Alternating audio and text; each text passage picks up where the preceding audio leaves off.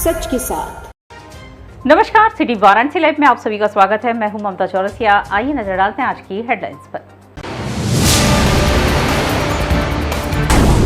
Cantt station पर bag में 4 करोड़ से अधिक का सोना लेकर पटना जा रहे युवक को जीआरपी ने दबोचा। इनकम टैक्स विभाग कर रही है जांच।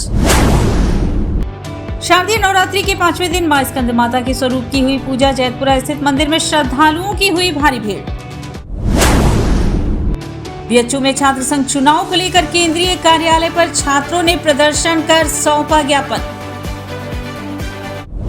और नीतीश मौर्य की मौत का मामला गरमाया। परिजनों संघ सपा ने जिला मुख्यालय पर किया प्रदर्शन। मामले की सीबीआई से जांच की उठाई मांग। और अब खबरें विस्तार से। शारदीय नवरात्र के 5वें दिन माता स्कंद मां के स्वरूप की पूजा होती है। काशी में स्कंद माता मंदिर जैतपुरा क्षेत्र में स्थित है। भोर से ही मां के दर्शन हेतु भक्त कतारबद्ध लगे रहे। शारदीय नवरात्रि के पावन अवसर पर देवी मंदिरों में भक्तों का तांता लगा हुआ है। नवरात्रि के 5वें दिन मां के स्कंद माता स्वरूप की पूजा विशेष श्रद्धा और भक्ति के साथ की जाती है। स्कंद माता अपने पुत्र कार्तिकेय के साथ शेर के सिंहासन पर विराजमान होती हैं और भक्तों को दर्शन देकर कृपा बरसाती हैं। जैतपुरा स्थित मां दुर्गा के मंदिर में सुबह 4 बजे से ही भक्तों की भारी भीड़ देखी जा रही है। इस मंदिर का विशेष महत्व है क्योंकि यह केवल नवरात्रि के दौरान पूरे दिन खुलता है। भक्तजन यहां अपनी श्रद्धा के साथ माता को अर्पित करने के लिए मनपसंद पीली वस्तुएं लेकर आते हैं। इस दिन विशेष रूप से पीली बर्फी, गुड़हल, गेंदा और गुलाब के फूलों के साथ नारियल और चुनरी चढ़ाने की परंपरा है। मंदिर के महंत गोपाल मिश्र ने बताया कि मां स्कंद माता की पूजा से भक्तों के सभी बिगड़े काम बन जाते हैं। उन्होंने कहा, जिस प्रकार मां अपने बच्चों को ममता देती हैं, उसी तरह माता भक्तों को वात्सल्य प्रदान करती हैं। माता का दर्शन करने से भक्तों की ऊर्जा में वृद्धि होती है और उनका आशीर्वाद प्राप्त करने से कोई भी कार्य असंभव नहीं रहता। स्कंद माता का स्वरूप विशेष रूप से कार्तिकेय की माता होने के कारण इस नाम से जाना जाता है। धार्मिक ग्रंथों विशेषकर स्कंद पुराण में देवी का विस्तृत वर्णन मिलता है। मां स्कंद माता को विद्या वाहिनी, माहेश्वरी और गौरी के नाम से भी जाना जाता है। भक्तों में माता के प्रति अगाध श्रद्धा दिखाई दे रही है। नवरात्रि के इस पावन पर्व पर जहां छात्र छात्राएं भी भारी संख्या में मंदिर पहुंच रहे हैं, वहीं मां की आराधना से सुख, शांति और समृद्धि की कामना की जा रही है। मंदिर में श्रद्धालु दुर्गा सप्तशती और दुर्गा चालीसा का पाठ भी कर रहे हैं, जिससे वातावरण में भक्ति का संचार हो रहा है। स्कंद माता अपने पुत्र कुमार कार्तिकेय को अपने गोद में लेकर यहाँ विराजमान है। जो लोग माता का दर्शन, माता बहुत दयालु है, जो माता का दर्शन करते जिन पुत्र गौरव की प्राप्ति में किसी प्रकार की दुविधा उत्पन्न होती है, उन्हें माता का दर्शन करना अनिवार्य होता है। और जो बोलने में या चलने में किसी प्रकार की अगर दिक्कत होती है, उन्हें भी माता का दर्शन करना चाहिए। उसी प्रकार आज पीछे 3 सिद्धपीठ मूर्तियां, माँ सरस्वती, माँ लक्ष्मी, माँ काली में माँ सरस्वती, नीचे माँ बागेश्वरी देवी विराजमान है। उनका विशेष रूप से आज महत्व, उनका दर्शन होता है। 6 महीने में एक बार आज के दिन भक्तों के लिए पट खुलता है। कैंट स्टेशन पर बैग में 4 करोड़ से अधिक का सोना लेकर पटना जा रहे युवक को जीआरपी पुलिस ने धर दबोचा। इनकम टैक्स विभाग बरामद सोने की जांच कर रही है। वाराणसी के कैंट जीआरपी को एक बड़ी सफलता मिली है। जीआरपी ने एक तस्कर को हिरासत में लिया है, जिसके कब्जे से 4 करोड़ रुपए के गोल्ड के आभूषण बरामद हुए हैं। यह आभूषण गुजरात के राजकोट से बिहार के पटना ले जाए जा रहे थे। जीआरपी ने तस्कर को पकड़कर इनकम टैक्स विभाग को सूचना दे दी है। सूचना मिलते ही इनकम टैक्स विभाग पहुंचकर जांच में जुट गई है। कैंट जीआरपी पुलिस द्वारा नवरात्र दुर्गा पूजा त्योहार के मद्देनजर लोगों को सुरक्षा प्रदान करने की दृष्टि से अभियान चलाया जा रहा था। इसी के तहत कैंट रेलवे स्टेशन के प्लेटफॉर्म नंबर 8-9 पर चेकिंग के दौरान राजेश पुत्र घनश्याम के पास से एक बैग में सोने के आभूषण मिले हैं।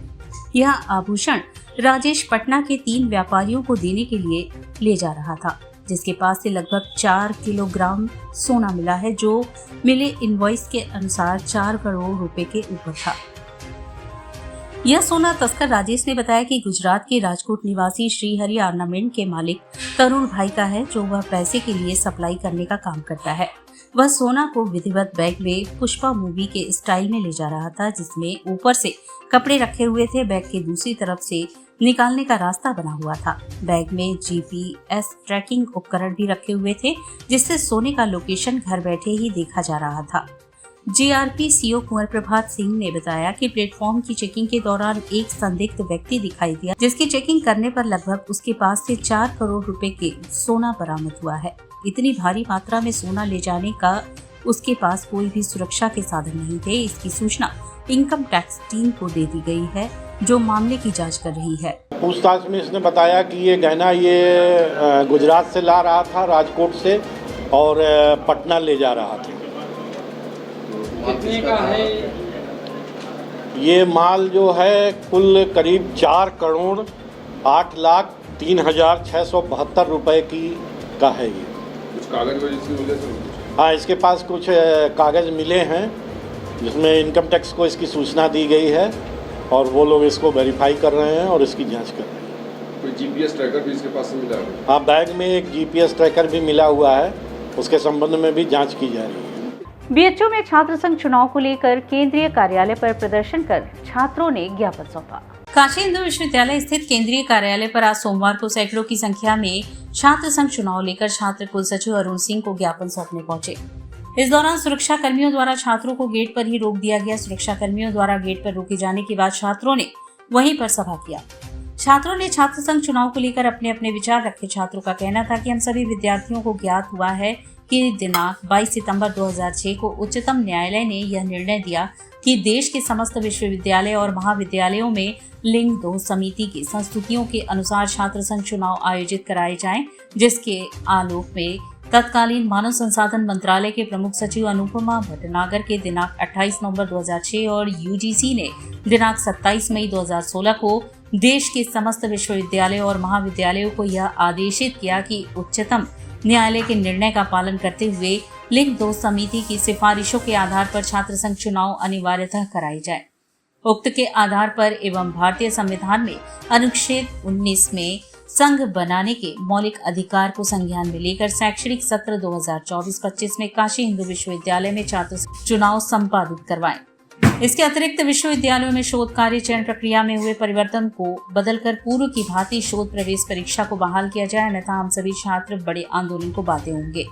इस दौरान अभय प्रताप सिंह, हिमांशु राय, अभिषेक, वीरेंद्र सिंह, शाहिद सैकड़ों की संख्या में छात्र उपस्थित रहे। संवाद का मुहिम चलाएंगे। हम लोगों ने औपचारिक तौर पे आज प्रशासन को ज्ञापन दिया है। रजिस्ट्रार महोदय चूँकि एक मीटिंग में थे तो हमसे मिल नहीं पाए, तो उनके और भी जो प्रशासन के प्रतिनिधि हैं उनको हमने अपना ज्ञापन सौंपा है और हमने अपनी चीज़ों को रखा है कि देखिए यहाँ 97 छात्र संघ बंदा और आज लगभग 8 साल बाद हम फिर मुहिम को छेड़ रहे हैं कि हम छात्र संघ की फिर से इस विश्वविद्यालय में बात कर रहे हैं।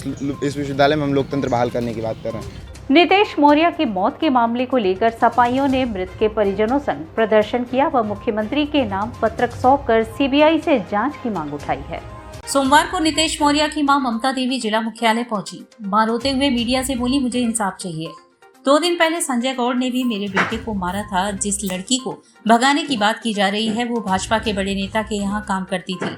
हमें बेटे के लिए इंसाफ चाहिए। उसने आत्महत्या नहीं की है, उसकी हत्या हुई है। इसके बाद एसीएम को अशोक कुमार यादव को लेटर सौंपा। वहीं मामले में श्रम मंत्री अनिल राजभर का कहना है कि मेरे बनारस के कैंप कार्यालय पर और सकरडीहा के घर पर कोई लड़की या महिला काम नहीं करती है, न ही मैं इस तरह की किसी महिला को जानता हूं। सोमवार को सपा के पूर्व सांसद रामकिशुन यादव और जिलाध्यक्ष सुजीत यादव उर्फ लक्कड़ पहलवान के नेतृत्व में सैकड़ों कार्यकर्ताओं ने जिला मुख्यालय पर प्रदर्शन किया और मुख्यमंत्री के नाम एक पत्रक सौंपकर सीबीआई जांच की मांग की। इस प्रदर्शन के दौरान सपा नेताओं ने प्रशासन को चेतावनी दी कि यदि न्याय नहीं मिला तो वे आगे भी आंदोलन जारी रखेंगे। ज्ञापन में उन्होंने पुलिस और भाजपा के बड़े नेता पर गंभीर आरोप लगाए हैं। प्रदर्शनकारियों ने नीतीश मौर्य को न्याय दो के नारों से मुख्यालय को गुंजा दिया। 21 सितंबर 2024 को वाराणसी के शिवपुर थाना क्षेत्र में नीतीश मौर्य का अधजला शव बरामद हुआ था। उसकी पहचान ग्राम दानूपुर के निवासी नीतीश के रूप में हुई, जो 1 दिन पहले से लापता था। परिजनों का आरोप है कि पुलिस के डर से नीतीश भागा था, जबकि पुलिस ने इसे आत्महत्या करार दिया। नीतीश के भाई अनिल मौर्य ने बताया कि घटना के दिन रात में संजय गौड़ नामक व्यक्ति और 2 पुलिसकर्मी उनके घर गए थे। उन्होंने नीतीश को गंदी गालियां दी और जान से मारने की धमकी दी। इसके बाद नीतीश घर से भाग गया। अनिल का कहना है कि नीतीश की हत्या की गई है और उन्हें इसका प्रमाण भी मिला है। अनिल ने आरोप लगाया कि जिस लड़की के भागने की बात है वह भाजपा के बड़े नेता के यहाँ काम करती थी, इस वजह से उनके भाई की हत्या की गई। उन्होंने इस मामले में 5 लोगों के खिलाफ नामजद रिपोर्ट भी दर्ज कराई है। कांग्रेस के राष्ट्रीय महासचिव मोहन प्रकाश वाराणसी पहुंचे। इस दौरान मीडिया से बातचीत में बीएचयू में निलंबित हुए 13 छात्रों के मामले को सदन में उठाने की बात उन्होंने कही। बीएचयू छात्र संघ के पूर्व अध्यक्ष व कांग्रेस के राष्ट्रीय महासचिव मोहन प्रकाश ने मौजूदा कुलपति सुधीर कुमार जैन का कार्यकाल खत्म होने वाला है, लेकिन सबसे दुर्भाग्य की बात है कि बीएचयू एग्जीक्यूटिव काउंसिलिंग का गठन ही नहीं किया गया है। उन्होंने कहा कि मालवीय जी की भावना के विपरीत विश्वविद्यालय पिछले कुछ वर्षों से चल रहा है। उन्होंने कहा कि एडवाइजर बनकर, और एडवाइजर कौन है उनके बारे में सब कुछ जानता है। कोई गुजरात का होगा तो कोई किसी और जगह का, उनका कोई भी अस्तित्व नहीं है। लोगों का कोई एजुकेशन बैकग्राउंड नहीं है। उन्होंने कहा कि अगर वह इस एडवाइजर टीम में विश्वविद्यालय के अध्यापकों को रखते तो बात कुछ समझ में आती। उन्होंने कहा कि विश्वविद्यालय की सबसे बड़ी दुर्भाग्यपूर्ण है, जब तक नहीं पकड़े गए तब तक उनके खिलाफ यहाँ के विद्यार्थियों को विरोध प्रदर्शन करना पड़ा। लेकिन अब सवाल यह खड़ा होता है कि उसके विरोध में जो लड़के सामने आए उनके खिलाफ विश्वविद्यालय ने निलंबन की कार्यवाही कर दी। इस कार्यवाही के बाद यह सीधा समझ में आ रहा है कि विश्वविद्यालय प्रशासन उन लोगों के साथ है जो लोग बलात्कार के आरोपी हैं और उनका सत्ताधारी दल से संबंध है। उन्होंने कहा कि हम इस मुद्दे को संसद भवन में भी उठाएंगे और हम यहाँ के कुलपति से यह मांग करते हैं कि जल्द से जल्द इन विद्यार्थियों का निलंबन वापस करें, अन्यथा बड़ा आंदोलन करना पड़ेगा। इस विश्वविद्यालय में विश्वविद्यालय की छात्राओं के साथ बलात्कार हो और बलात्कार के बाद लोग पकड़े जाएं, और जब तक नहीं पकड़े गए तब तक उनके खिलाफ छात्राओं में आक्रोश था, छात्रों में आक्रोश था। आज सवाल ये है कि अगर विश्वविद्यालय में बलात्कार हो और उसके विरोध में जो लड़के आए, आप उनको विश्वविद्यालय से निलंबन करेंगे। यानी सीधा ये लग रहा है कि विश्वविद्यालय प्रशासन उन लोगों के साथ है जो लोग बलात्कार के आरोपी हैं। कि पूरा कांग्रेस पार्टी और इंडिया ब्लॉक इस सवाल को संसद में मजबूती से उठाने का काम करेगा। रामनगर की विश्व प्रसिद्ध रामलीला के 20वें दिन श्री राम का सेना सहित सिंधु तट प्रयाण व सेतु निर्माण का मंचन हुआ। रामनगर की विश्व प्रसिद्ध रामलीला के 20वें दिन रविवार को हनुमान जी ने माता जानकी का श्री राम को पता बता दिया तो वानरी सेना उत्साह से भर उठी। हनुमान ने सीता का पता बताकर श्री राम को उनका अभिष्ट दे दिया। फिर क्या था, प्रभु का आदेश हुआ और वानरी सेना निकल पड़ी। उस लंका के फतेह के लिए जिसका सर्वनाश युगों युगों के लिए यह दृष्टांत निर्धारित करने वाला था कि बुराई ही अंत में हारती है। देवताओं के जय जयकार के बीच श्री राम की वानरी सेना लंका पर चढ़ाई करने के लिए चल पड़ती है। वानरी सेना के साथ वे समुद्र के किनारे पहुंचते हैं। उधर रावण का दूत उसे बताता है कि राम सेना के साथ समुद्र के किनारे पहुंच गए हैं। रावण अपने मंत्रियों से विचार विमर्श करने लगा, तभी वहां विभीषण पहुंचे। रावण ने उनकी सलाह मांगी तो विभीषण ने उसे समझाया कि राम से बैर करना ठीक नहीं है। भाई के मुंह से दुश्मन की बड़ाई सुनकर वह क्रोधित हो उठा और एक लात मारकर विभीषण को लंका से बाहर निकाल दिया। विभीषण राम की शरण में जा पहुंचते हैं। विभीषण की अगवानी के बाद श्री राम उनसे समुद्र पार करने का उपाय पूछते हैं। विभीषण कहते हैं, वैसे तो आपका बाण ऐसे करोड़ों समुद्र सोख सकता है, लेकिन समुद्र आपके कुल का बड़ा है। आप विनती करिए, समुद्र ऐसा उपाय करेगा कि आप पार चले जाएंगे। श्री राम विनती करते हैं। जब देर तक समुद्र कोई उत्तर नहीं देता तो श्री राम अग्नि बाण निकालकर प्रत्यंचा पर चढ़ा लेते हैं। यह देख समुद्र उनके सामने प्रकट होकर क्षमा मांगने लगे। समुद्र राम को बताते हैं कि आपकी सेना के नल और नील नाम के बंदरों को बचपन में ही ऋषि का आशीर्वाद मिला है कि वह जिस पत्थर या पहाड़ को छू देंगे वह पानी में तैरने लगेगा। आप इस विधि से सेतु का निर्माण कराइए। जामवंत की सलाह पर सभी वानर भालू पहाड़ और पेड़ उखाड़ लाते हैं। सेतु का निर्माण शुरू हो जाता है। यह देखकर राम वहाँ की रमणीक भूमि पर शिव स्थापना करते हैं। शिव स्थापना एवं पूजा करने के बाद वह कहते हैं कि शिव के समान हमें कोई प्यारा नहीं है। शिव का द्रोही मुझे सपने में भी नहीं मार सकता। जो मेरे द्वारा स्थापित रामेश्वर का दर्शन करेगा वह हमारे धाम को जाएगा, और जो सेतु का दर्शन करेगा वह भव सागर पार कर जाएगा। यहीं पर आरती के बाद लीला को विश्राम दिया गया। बाढ़ के चलते 80 घाट पर जमी सिल्ट की सफाई के लिए पंडा और पुरोहित खुद जुट चुके हैं, जबकि नगर निगम ने घाट पर सफाई को लेकर अभी तक कोई पहल नहीं की है। प्रधानमंत्री नरेंद्र मोदी ने 2014 में वाराणसी के 80 घाट पर फावड़ा चलाकर सफाई अभियान की शुरुआत की थी। घाट पर बाढ़ के बाद काफी सिल्ट जमा हो जाता है। इस बार भी कुछ ऐसा ही है।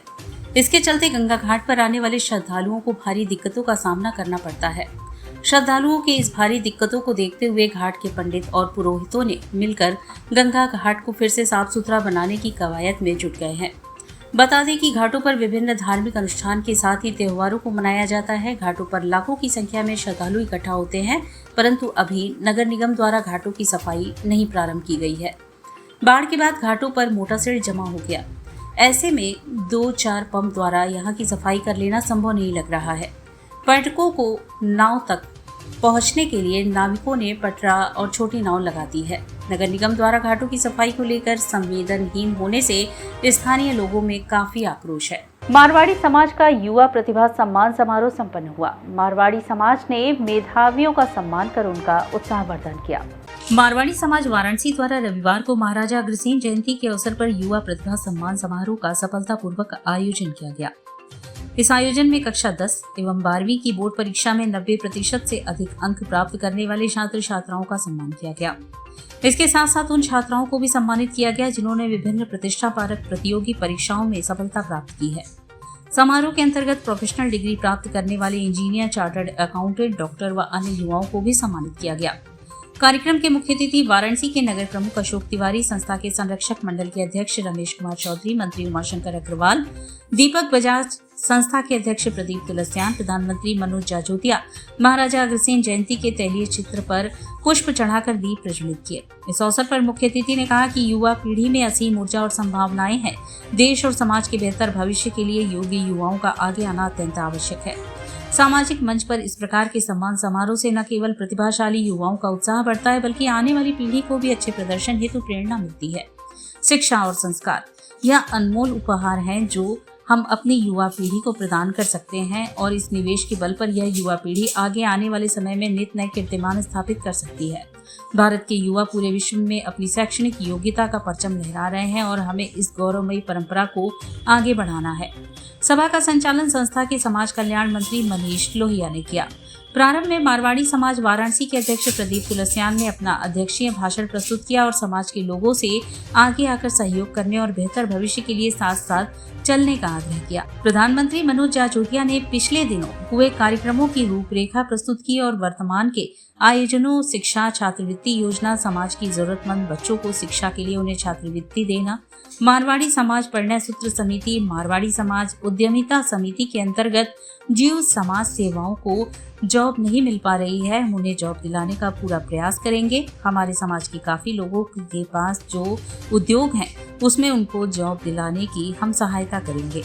सदस्यता विस्तार अभियान की घोषणा की। समारोह को मारवाड़ी समाज के संरक्षक मंडल के अध्यक्ष रमेश कुमार चौधरी ने कहा कि युवाओं को बाहरी दबाव की बजाय स्व प्रेरणा से अपने लक्ष्यों की दिशा में सर्वश्रेष्ठ प्रयास करना चाहिए और वर्तमान दौर का जिक्र करते हुए चौधरी जी ने कहा कि ऐसे समय में जब युवाओं के चारों ओर ध्यान भटकने वाली बहुत सारी गतिविधियां और उलझने हैं, उन्हें स्वयं पर और अपने उद्देश्यों पर ध्यान बनाए रखना चाहिए।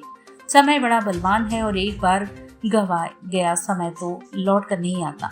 यह सब केवल पछतावा रह जाता है। मंत्री उमाशंकर अग्रवाल, कार्यक्रम सलाहकार अनिल जाजोतिया, सुभाष चंद्र बांग्ला, जगदीश झुनझुनवाला ने अपने उद्बोधन में बच्चों का प्रोत्साहन उत्साहवर्धन किया। सम्मान समारोह के अंतर्गत 54 प्रतिभाशाली युवाओं के साथ साथ उनके माता पिता का भी अंग वस्त्रम, 50 ग्राम चांदी का सिक्का, स्मृति चिन्ह एवं प्रमाण पत्र देकर सम्मान किया गया।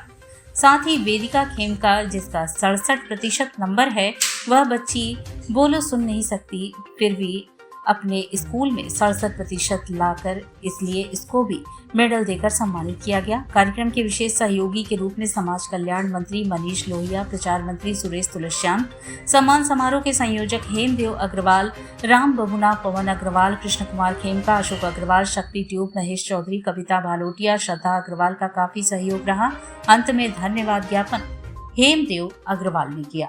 समाज के जो प्रतिभावान बच्चे हैं, जिन्होंने अपने अपने क्षेत्र में और एक प्रतिभा का झंडा लहराया है, उनको सम्मानित करने का आयोजन किया गया है। आज हमारे पुरोधा, हम लोगों के वंश, जिनके हम वंशज हैं, महाराजा अग्रसेन जी की जयंती है और इस जयंती के अवसर पर जो समाज के बच्चे हैं उनको सम्मानित करके और उनके अभिभावकों को बधाई देते हुए मनोबल उत्साह बढ़ाने का काम किया गया है। शारदीय नवरात्रि के चतुर्थी तिथि पर घाट संध्या में कलाकारों द्वारा भरतनाट्यम नृत्य की मनमोहक प्रस्तुति हुई। जिला प्रशासन की अभिनव पहल पर रविवार को सुबह बनारस के अंतर्गत घाट संध्या कार्यक्रम में बेंगलुरु से पधारे युवा कलाकार द्वारा नृत्य का शुभारंभ प्रदोषा साम्यादि तत्पश्चात देवी स्तुति, गंगा स्त्रोत एवं शिव स्तुति से समापन किया। कलाकारों ने पद, लय, ताल एवं विभिन्न मुद्राओं को प्रदर्शित कर दर्शकों के हृदय को मंत्रमुग्ध किया। कलाकारों को प्रमाण पत्र डॉक्टर रंजना वारुणी, कृष्ण मोहन एवं देवेंद्र मिश्रा ने प्रदान किया। प्रमाण पत्र प्रदान करने के साथ उनकी संगीत साधना की भी प्रशंसा की। घाट संध्या कार्यक्रम का संयोजन सुबह बनारस के सचिव एवं संस्थापक डॉक्टर रत्नेश वर्मा ने किया। कार्यक्रम का सफल संचालन सीमा केसरी ने किया। इस अवसर पर यदुनंदन सहित भारी संख्या में दर्शकगण उपस्थित रहे।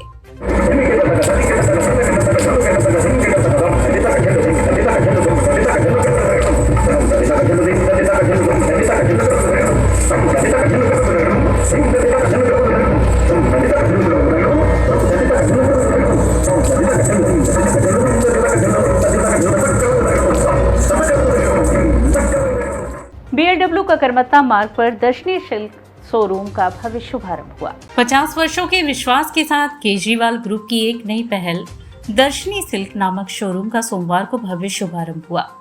BLW का करमत्ता मार्ग स्थित इस शोरूम का शुभारंभ बजरंग केजरीवाल और उनकी पत्नी मंजू केजरीवाल के कर कमलों द्वारा किया गया। शोरूम के उद्घाटन पर आए हुए अतिथियों का स्वागत करते हुए निकुंज केजरीवाल ने बताया कि यह एक छत के नीचे बनारसी साड़ी, सिल्क की साड़ी, लहंगा और ड्रेस मटेरियल्स सभी कुछ मिलेगा, वह भी बहुत किफायती दामों पर। फेस्टिवल सीजन के उपलब्ध में दर्शनी सिल्क में उनके ग्राहकों के लिए 10% के विशेष छूट का ऑफर चलाया है। उद्घाटन के अवसर पर राधे गोविंद केजरीवाल, अशोक केजरीवाल, रमेश केजरीवाल, प्रदीप केजरीवाल, श्याम केजरीवाल आदि उपस्थित थे। दर्शनी सिल्क्स का उद्घाटन हुआ है 7 अक्टूबर 2024 को और यहाँ पे हमारे यहाँ synthetic sari, suits, lehenga, kurtis and designer lehengas, bridal collections के लहंगाज मिलते हैं। और अपने को यहाँ पे नवरात्रि बोल के हम लोग नवरात्रि प्लस ओपनिंग बोल के, ग्रैंड ओपनिंग बोल के हम लोगों ने स्कीम निकाली है कि जो भी ग्राहक आएंगे उनको 10% छूट मिलेगी आज और कल। महाराजा अग्रसेन जयंती के उपलक्ष्य में अग्रवाल समाज द्वारा शोभा यात्रा निकाली गई। महाराजा अग्रसेन जयंती समारोह के अंतिम दिन रविवार को शोभा यात्रा निकाली गई। बांसफाटक स्थित शाहपुरी मॉल से प्रारंभ शोभा यात्रा मैदागिन स्थित महाराज की प्रतिमा स्थल तक गई। इसकी अगुवाई अग्रवाल समाज के सभापति संतोष कुमार अग्रवाल ने किया। चौक पहुंचने पर संस्था संकल्प एवं अग्रसेन सेवा संस्थान की ओर से महाराज की आरती उतारी गई। मैदागिन स्थित अग्रसेन पीजी कॉलेज पर प्रबंधक डॉक्टर मधु अग्रवाल, सहायक डॉक्टर रूबी शाह, प्राचार्य प्रोफेसर मिथिलेश सिंह ने महाराज की आरती उतारी। शोभा यात्रा के बाद अग्रसेन कन्या इंटर कॉलेज में सांस्कृतिक आयोजन और सम्मान समारोह हुआ। शुभारंभ के विशिष्ट अतिथि अंबुज अग्रवाल एवं अशोक अग्रवाल सर्राफ थे। स्वागत एवं सम्मान समाज के सभापति संतोष कुमार अग्रवाल ने किया। इस मौके पर समाज के विकास में विशेष योगदान देने वाली 25 विभूतियों को सम्मानित किया गया। बहुत उत्साह है, बहुत उत्साह है। अग्रवाल, पूरा अग्रवाल समाज, काशी अग्रवाल समाज, ये सभी लोग इकट्ठे हैं, माता बहनें, भाइयों सब लोग इकट्ठे हैं और हजारों की संख्या में लोग इस जुलूस में शामिल हैं। और इसी के साथ सिटी वाराणसी लाइव का यह प्रसारण यहीं समाप्त होता है। ममता चौरसिया को दे इजाजत। नमस्कार।